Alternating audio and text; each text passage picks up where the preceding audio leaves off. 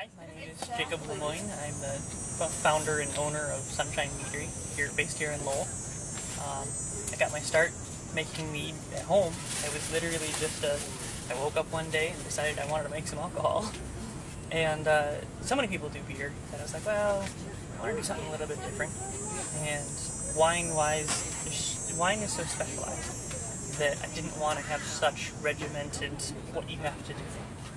And when I was in Europe, I had been introduced to what mead was, but I wasn't really that familiar with it. So I started doing some research, some Googling, and realized that the beauty of mead is that the fermented honey is just the base. And from there, I can do so much with it. I can do different flavors, I can carbonate, I can leave it still, I can do different alcohol contents. And so because of that, if I can get good at doing mead, then I can make something for almost anybody's taste out there. So tell me a little bit about yourself and what drew you to mead to begin with. How did your life take you to this position? So I started my first company when I was 16. It was basically the typical concept of starting a lawn care type business, going around asking people if you could mow their lawns. The difference is I went through the process of actually creating an LLC, doing the market research, building a business plan, all of that. At that point, that's where I started doing mead just for fun at home. By the time I graduated, it was getting popular enough where I couldn't keep up with all the demand. So when you put all that together, between the paperwork and the licensing regulatory stuff that I learned from starting my first company, to the operations degree with an emphasis in production, it aligned me perfectly with starting a production-based, highly regulated type company. So I was perfectly set up to create a meadery. Okay, so how did you come up with these particular flavors? So the first one, which is straight, this one is just the fermented honey. Nothing else added. It's the benchmark. So this is the foundation for people who have never had honey before, or fermented honey before. This is the one to start with. So I intended it just as a platform, a foundation, so people could try it and then move on to fun flavors. Funny thing is, it has actually become my favorite one of all of them. So now we have, this one is Mayan Fire. The concept with Mayan Fire is it's based off the Mayan civilization actually used several different forms of fermented honey. At least we have found traces of that. So it's based off that concept. So it's oranges and then chili peppers. So it's got a little more zesty spiciness to it. Somewhere halfway between a wine and a beer. Somewhere. Okay, and then the Hakuna Matata. So Hakuna Matata was actually started off a dare. Someone who, another mead maker, said that you could not make rooibos tea into a good mead. I said, I think I can do it. Combine that with it, also said that you cannot make a successful dry mead. Almost all of the commercial stuff out there right now is anywhere from medium sweet to very sweet. So those two combined, they said that could not work. So one of my very first ones I did was Hakuna Matata. The basic concept for Hakuna Matata is rooibos tea, which comes from South Africa, and then Madagascar vanilla beans.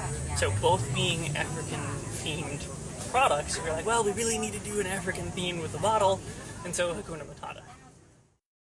Can you tell me where you source your products from? Your honey? Or... Honey has been a very interesting development. I started out trying to keep bees myself.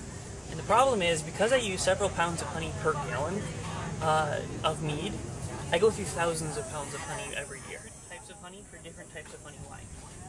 We use a clover honey, which comes from out in South Dakota, for snow cherries, because it is much more soft, easygoing, sweet. It works really well. So our honey comes from all over the place.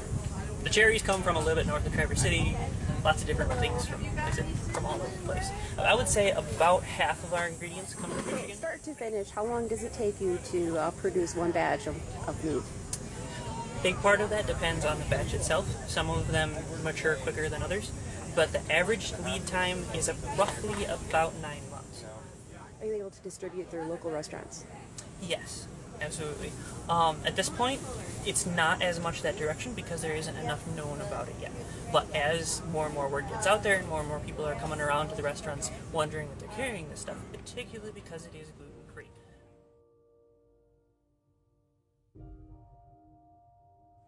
Now we'll go over to this one. This one is just the base. Okay. So just the fermented honey, nothing else added.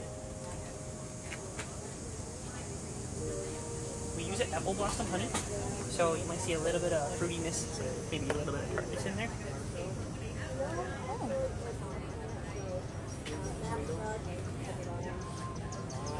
These are all 10% alcohol. Okay. Okay, next we have snow cherries. Alright. This is the one that was actually inspired by a French recipe, where they take cherries, they put vanilla frosting on it, and sprinkle it with cinnamon. So, it is a little bit sweeter, but it's got the tartness of the cherries.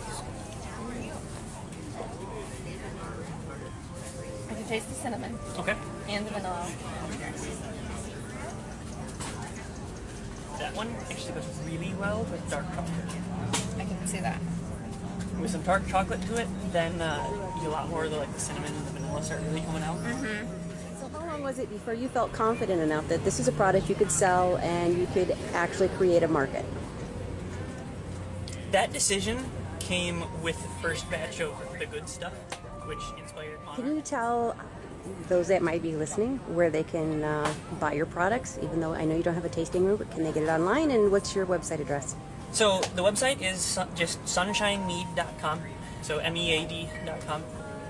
And as far as where you can buy it, we're either here at the Lowell Farmers Market every Thursday from noon until 5:30.